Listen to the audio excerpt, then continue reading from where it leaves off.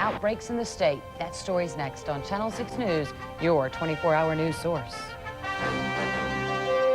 As many as 20 tornadoes moved across Alabama, killing hundreds of people. It was the worst tornado outbreak in the state's history.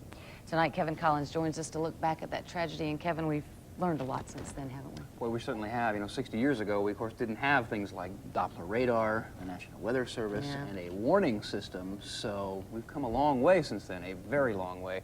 First tornadoes were reported in the Demopolis area. It began a night that survivors, like the man I talked to, Jack Latham, will never forget. On the evening of March 21st, 1932, 4-year-old Jack Latham and his family gathered after dinner to talk and read from the Bible. They did not know disaster was about to strike. About 6:30, it sounded like a freight train going through the house. And my dad got up and walked to the front porch and to the front door, opened it, and the last word anybody heard him say was, "My God, it's a tornado."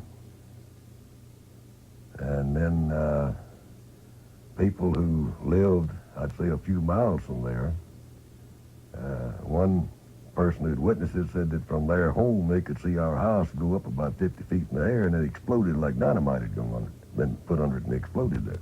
Only 4 of Jack's 11 family members survived. The twister killed his parents and 5 brothers and sisters. The fields had been plowed for planting, and my mother, so I'm told, was in this plowed field and buried in dirt and debris almost up to her neck. And every bone in her body had been crushed.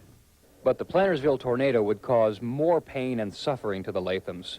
Jack and his surviving brothers and sisters would be sent to foster homes, separate homes. Ironically, a hen that miraculously survived the twister would provide some help.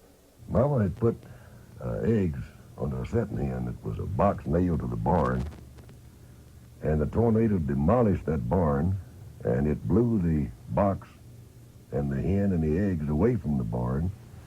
The hen never left the nest, and all the eggs hatched. The chicks were later auctioned off to help raise money for the 4 orphaned Latham children.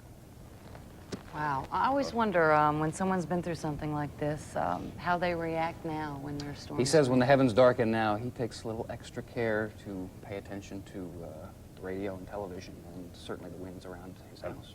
And a warning system in place in that area as well? Yes, state and the rest of the nation is very well covered now. All right, thanks, Kevin.